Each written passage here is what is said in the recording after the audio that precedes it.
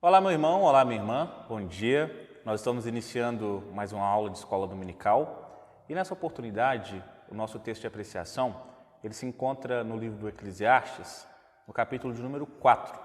Eu convido você a acalmar o seu coração, dirigir seu entendimento ao Senhor, para as outras coisas que você estiver fazendo e vamos nos concentrar na leitura e na meditação da Palavra de Deus. Eclesiastes 4, versículos de 9 a 12. Pause o vídeo, encontre o texto e retorne para juntos fazermos essa leitura.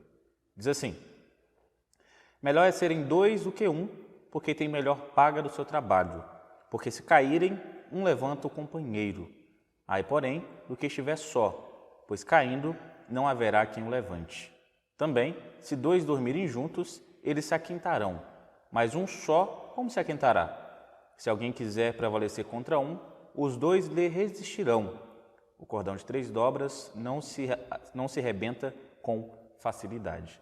Feche seus olhos, vamos orar ao Senhor, vamos pedir a Ele que fale aos nossos corações e nos capacite a absorvermos o conhecimento da Sua Palavra. Oremos. Santo Deus, Eterno Pai, nós oramos ao Senhor, oramos agradecidos pelas nossas vidas, oramos agradecidos por mais essa oportunidade que nós temos de juntos meditarmos a Sua Palavra, ó Pai. Mesmo distantes fisicamente, sabemos que estamos unidos pela mesma fé, unidos pelo mesmo propósito, ó Pai, que é honrarmos ao Senhor, glorificarmos o Seu nome. Por isso, Senhor, fale os nossos corações, que nós não apenas compreendamos a Sua palavra, mas que coloquemos em prática. Em nome de Cristo Jesus, que nós oramos e agradecemos, hoje e sempre. Amém. Amém. Hoje o nosso tema, ele trata mais especificamente sobre o marido e a mulher, finanças e harmonia conjugal. Há um tempo atrás, nós tivemos uma aula dedicada a falar sobre finanças no geral e como isso afeta a família. Mas dessa vez, nós vamos estar vendo de uma forma mais específica como o marido e a mulher, eles devem estar em acordo para tomarem as decisões financeiras. Como que deve ser isso dentro do lar? De forma mais específica, nós veremos como que deve ser as tomadas de decisões, que é o que me dá base já para iniciar perguntando a você. Na sua casa, quem que toma as decisões sobre a administração financeira? Como a gente costuma dizer, na sua casa, quem é que assina o cheque? Quem é que manda e desmanda em relação ao dinheiro? Dependendo da sua resposta, nós vamos ter mais trabalho para encontrar um meio de melhorar a sua família. E dependendo da sua resposta também, nós teremos muita facilidade de melhorarmos a forma como vocês administram os seus bens, o material de vocês, e nós estaremos com mais facilidade também para glorificarmos ao Senhor com o seu casamento, na vida conjugal entre você e o seu cônjuge. De modo mais específico, nós temos aqui no livro de Eclesiastes orientações sobre como não desperdiçar a vida. E algo que é bem recorrente dentro do Eclesiastes, ou dentro desse livro, é a respeito de correr atrás de futilidade e de como o dinheiro é uma dessas futilidades. Por isso é muito importante que nós compreendamos que a Bíblia não vai tratar o dinheiro como se fosse algo repulsivo, mas o amor desenfreado a ele, sim, que é um dos pontos que nós vamos estar abordando a respeito de como nós podemos entender e administrar melhor o dinheiro. Se na sua casa é só você que decide sobre as finanças, está errado. Se na sua casa é só o seu cônjuge que decide sobre o dinheiro, está errado. A partir do momento que os dois se casam, e nós vimos isso algumas lições anteriores, passa a ser dinheiro dos dois, independente de quem tivesse mais antes, independente de quem trabalha fora de casa, o dinheiro é dos dois. O salário, o dinheiro que entra, é dos dois. Então, se é dos dois, ambos têm direito de opinar. E é o que nós vamos ver, para nós vermos através da palavra de Deus, como que nós podemos entender isso. Os dois devem participar das decisões. Começando aqui, sobre a questão financeira interferir na harmonia conjugal. Duas situações sobre o dinheiro trazem muitas dificuldades para o casal. É o desenfreio no desejo pelo dinheiro e o desenfreio no gasto do dinheiro. Essas duas situações vão trazer muitas dificuldades para a sua família. Por isso é importante nós não sermos escravos do desejo de ajuntar mais dinheiro e nem escravos do nosso desejo de gastar dinheiro. A gente tem que ter um equilíbrio em relação a isso. Por quê?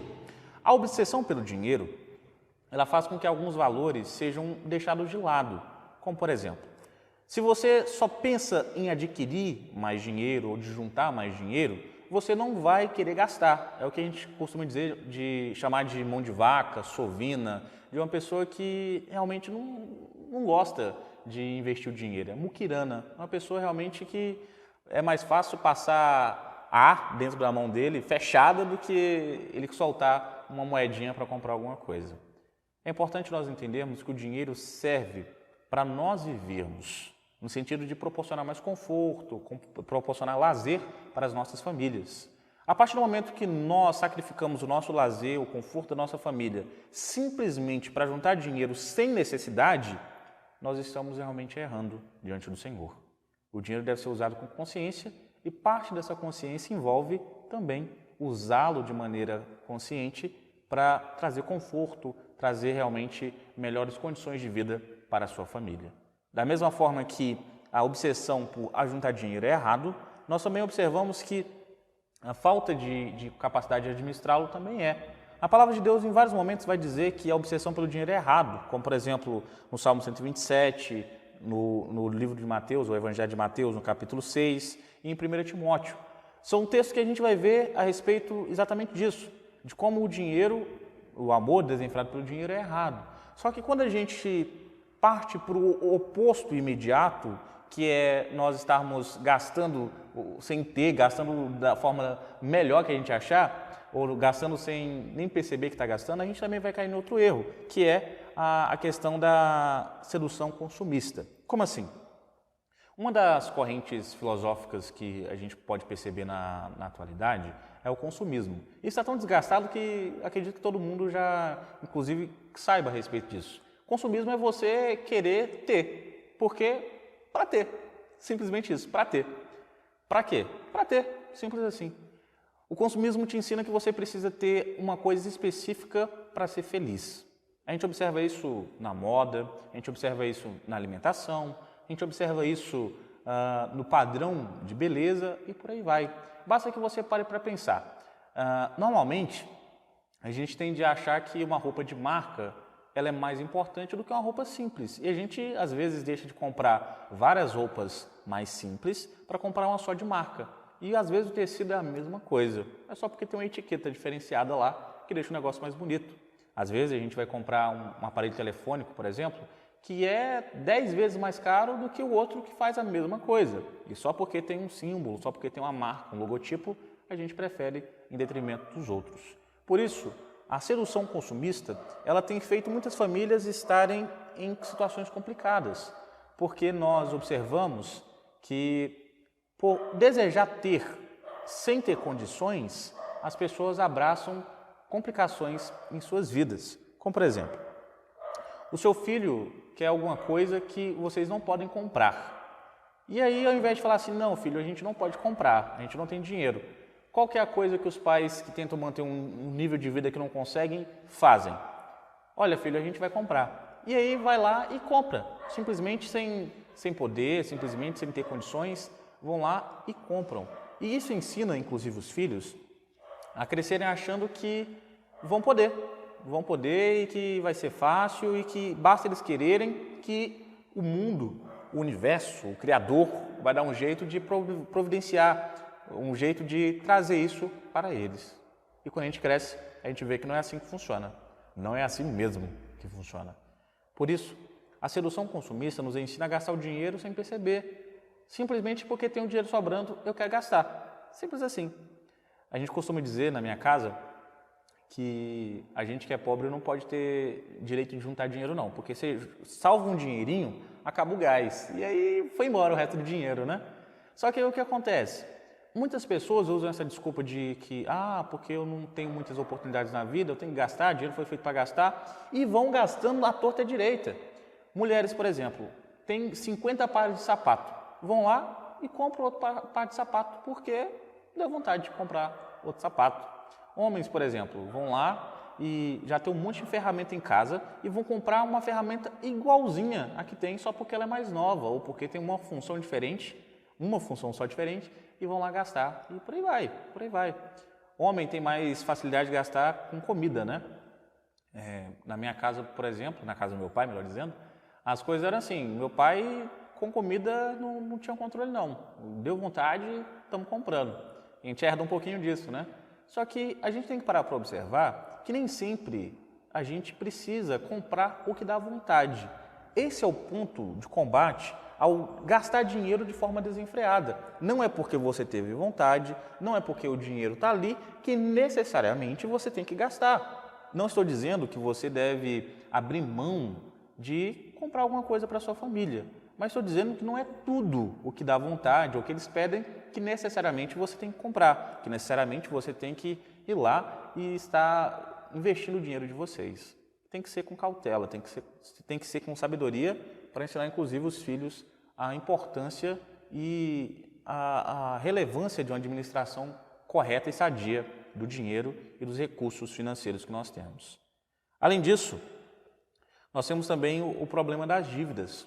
Gente do céu, quanto mais a gente vive, mais a gente vê gente fazendo coisas absurdas por causa de momento de bobeira. Por exemplo, vou comprar um carro e vou financiar. E aí está lá, não, a taxa de juros de financiamento é de apenas 0,98% e vou lá e vai ser o negócio da vida. E as outras taxas embutidas eu nem li, nem sei o que está falando lá, tem um monte de seguro incluído lá que eu não li, não sei do que se trata, mas eu gostei da taxa de 0,98%. Aí no final, a taxa total do financiamento fica 5%, por exemplo, e a pessoa vai pagar 5 carros ao invés de um só e fica assim, meu Deus do céu, mas como que eu fiz isso? Justamente porque fez de forma precipitada uma decisão muito importante. Por isso é importante não apenas nós entendermos que não devemos gastar à toa e nem guardarmos o dinheiro só por guardar, sem qualquer tipo de perspectiva ou de planejamento. É importante nós entendermos que as dívidas elas devem ser controladas. O casal deve se esforçar ao máximo para não contrair dívidas. Se não tiver outro jeito, não tem outro jeito, né? Mas se você pode evitar contrair novas dívidas, evite. No nosso país, nós temos uma cultura muito errada, que é a cultura do parcelamento.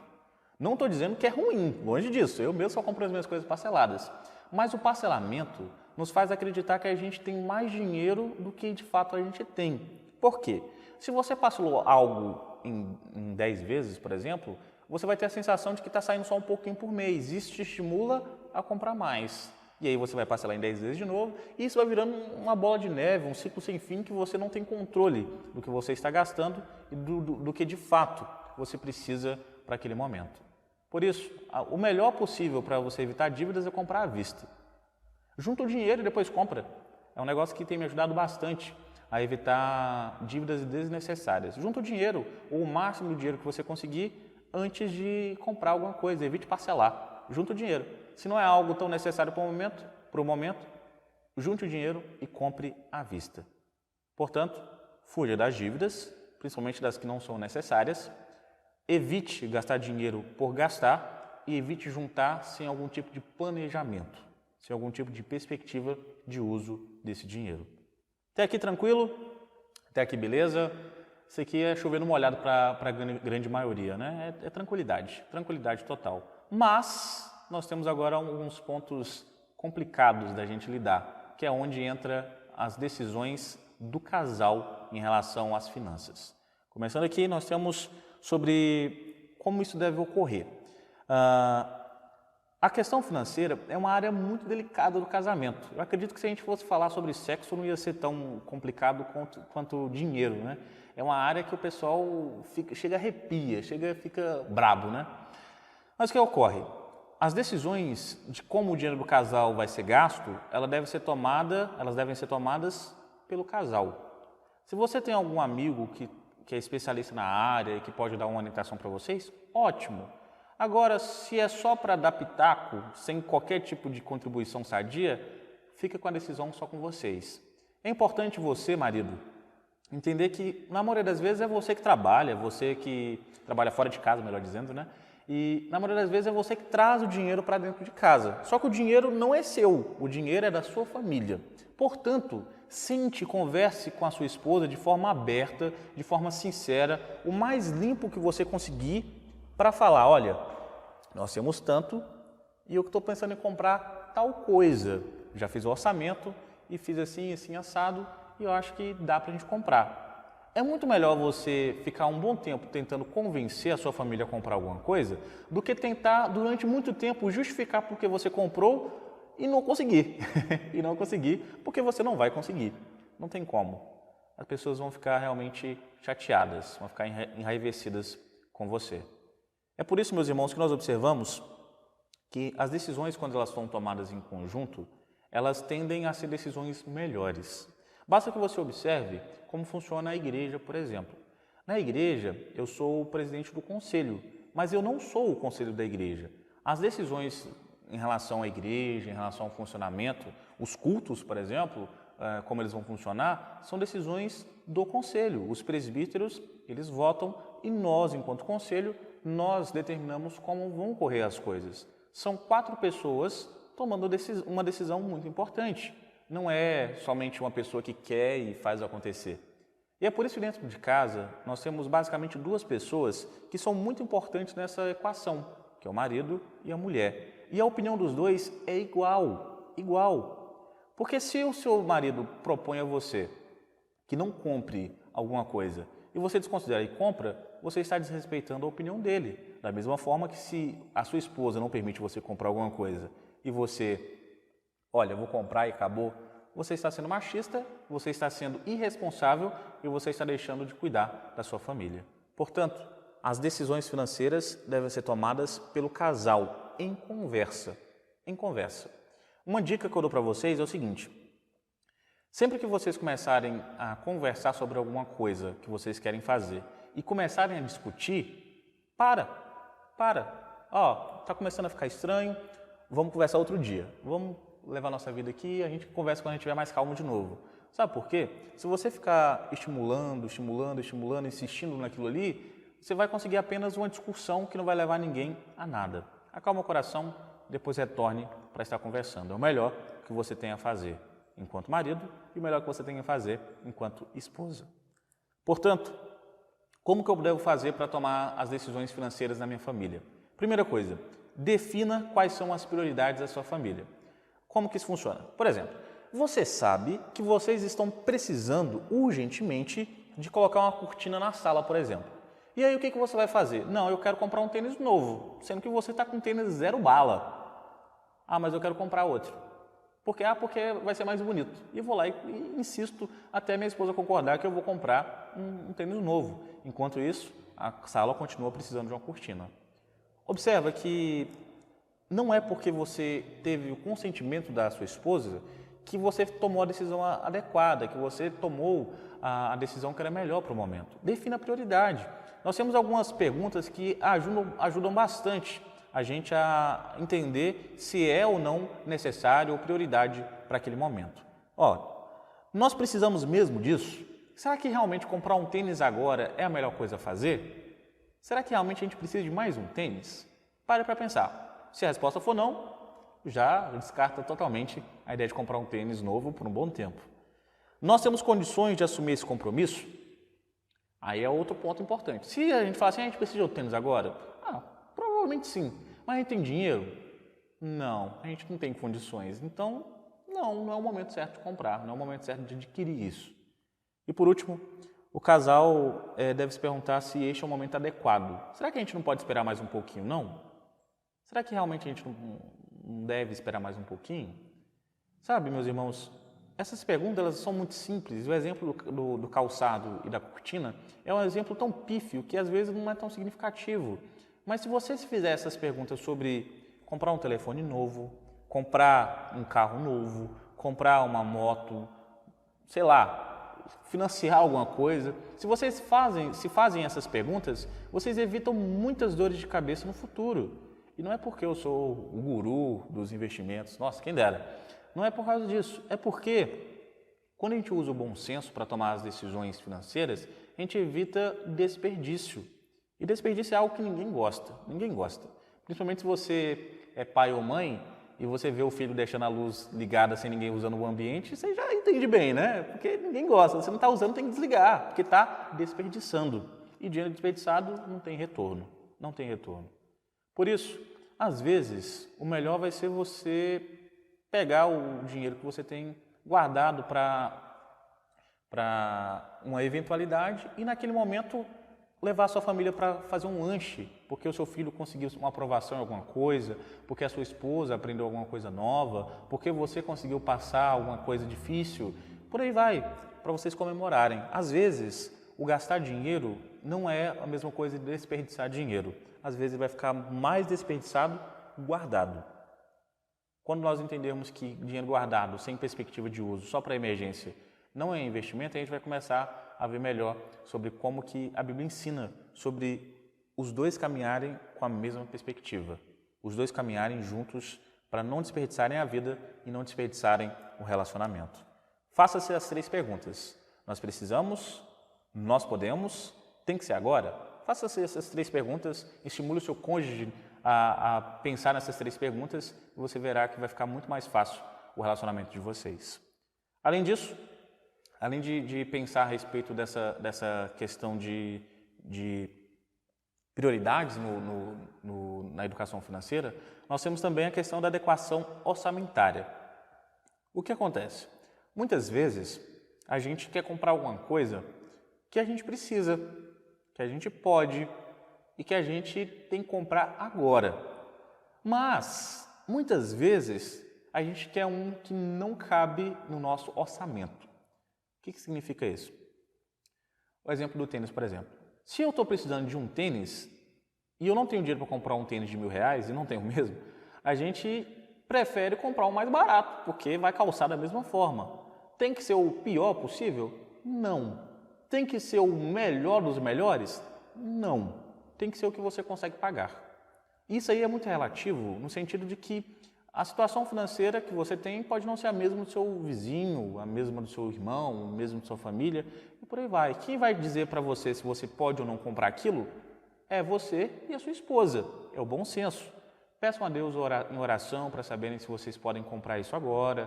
Peçam a Deus orientação para vocês saberem como tomar essa decisão, porque se você não se adequa nas finanças, você sempre vai ter problemas no seu casamento. Sempre vai ter problemas no seu casamento. Isso é triste e pode ser evitado. Isso pode ser evitado, deve ser evitado. Quando a gente para pensar sobre isso, a gente tem um método muito simples de como a gente melhorar financeiramente. Primeira coisa, gaste menos do que você recebe. Isso aí todo mundo sabe, né? Se eu gasto menos do que eu recebo, eu tenho tendência a ter dinheiro sobrando. Só que aí o que você vai fazer? Você vai guardar esse dinheiro. Você não é porque está sobrando que você tem que gastar. Guarde. Mas eu vou guardar só por guardar, pastor? Você falou agorinha que não pode guardar sem ter qualquer tipo de perspectiva de como eu vou usar o dinheiro, que eu tenho que ter uma reserva para eventualidade, mas o dinheiro todo sem qualquer tipo de perspectiva é desperdício? Pois é. O que você pode fazer? Por exemplo, eu quero viajar com a minha esposa. O que eu vou fazer? Começar a guardar o dinheiro para, quando eu tiver o dinheiro suficiente, poder viajar com ela, sem apertar nas finanças, sem qualquer tipo de estripulia nesse sentido. Pastor, eu não consigo. É muito difícil esse negócio de guardar dinheiro e minha esposa também não consegue, eu sou gastador, ela não importa muito o que eu gasto, e aí como é que faz? Como é que eu vou fazer? Eu tenho uma prática que eu conversei com a minha esposa antes da gente casar, antes dela ser minha esposa, para a gente começar a fazer, que eu já fazia enquanto solteiro, que é uma planilha de gastos. O que você vai fazer? Você vai pegar uma planilha, pode ser feita à mão se você quiser, não precisa ser digitada não, e vai colocar tudo o que você tem gastado e vai ver o quanto está dando. Deu um tanto bom? Deu menos que você ganha? Beleza. Agora dá uma passada de olho e veja se tem alguma coisa ali que é supérflua demais, que você não precisa estar usando. Por exemplo, se você tem uma assinatura da Netflix, por exemplo, patrocina nós Netflix, né? Se você tem uma assinatura da Netflix, não tem por que você pagar a assinatura de outra plataforma de streaming. Não vai fazer sentido. Da mesma forma que se você tem 2 carros e só tem um que a sua família usa e o outro está encostado faz tempo, não tem muito sentido você manter os 2, porque além dele estar parado e exigir manutenção mesmo parado, vai exigir também IPVA, vai exigir, se você quiser andar, correto, não? Vai exigir toda a carga tributária sobre o veículo. Por isso, é importantíssimo que você entenda que algumas coisas, por mais que a gente goste delas, elas não são tão necessárias para o momento, né? Eu queria muito comprar um sofá novo, mas o meu tá bonito, tá ok ainda, dá para usar um tempo, mas eu vou me esforçar muito para comprar ele agora. Supérfluo. Então, o que você faz? Corta tudo que for supérfluo para aquele momento, para a realidade que vocês estão vivendo, e aí olha atentamente o tanto que sobrou. Vamos supor que sobrou, depois de você cortar tudo, R$100. Nossa, sobrou R$100, vou gastar. Não. Se sobrou 100, depois de você colocar tudo que você gasta com alimentação, com água, luz, com internet, com os filhos, no geral, o que você vai fazer? Comece a colocar esses R$100 como uma dívida para você guardar esse dinheiro, para você conseguir estar investindo depois, viajando, comprando uma coisa mais confortável para sua família, não sei, alguma coisa que para vocês é importante e que é um objetivo de vida. Por isso, faça isso.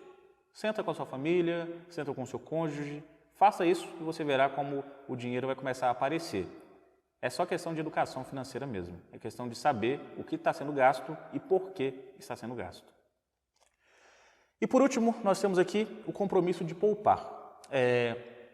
Eu desde criança, eu tenho uma necessidade muito grande de duas coisas. A primeira delas é ser pontual. Eu amo ser pontual, faço questão de ser pontual. E a segunda é de administrar minhas finanças. Desde criança. Alguns vão falar que é não querer viver, outros vão dizer que é querer viver com qualidade no futuro. Eu prefiro acreditar que é querer viver com qualidade no futuro. Por quê? Se eu posso economizar para comer uma coisa gostosa uma vez na semana, é melhor do que gastar o dinheiro todinho comendo uma coisa que eu não gosto tanto todo dia. Muito mais lógico, né? Pois então, quando a gente para pensar nisso, a gente percebe que o compromisso de poupar, ele não deve ser só do marido, não deve ser só da esposa, é o casal. Os dois juntos devem se comprometer a estarem poupando, a estarem guardando para melhorar a condição de vida, para melhorar a vida do casal.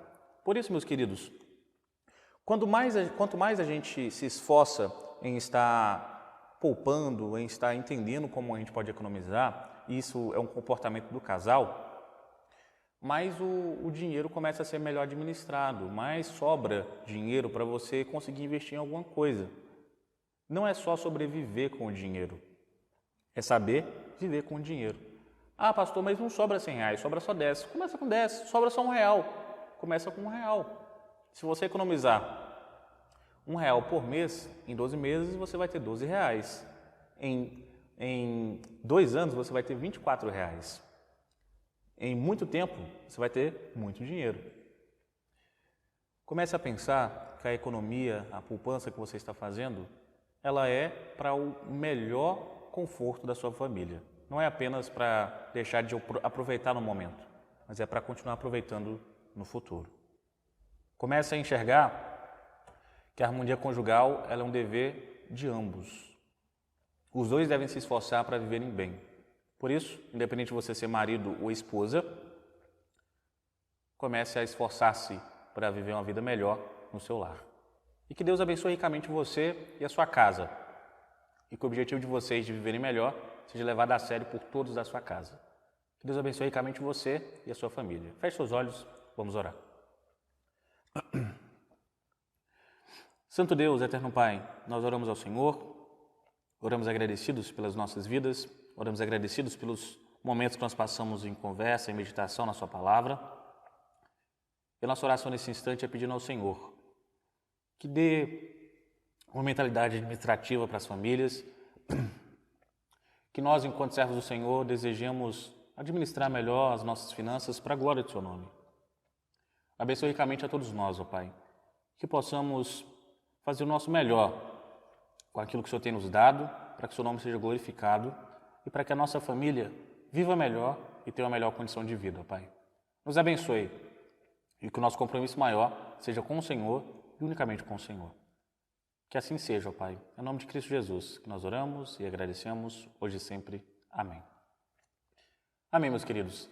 Deus abençoe ricamente você e a sua família e se esforcem para administrar melhor o que Deus tem dado a vocês.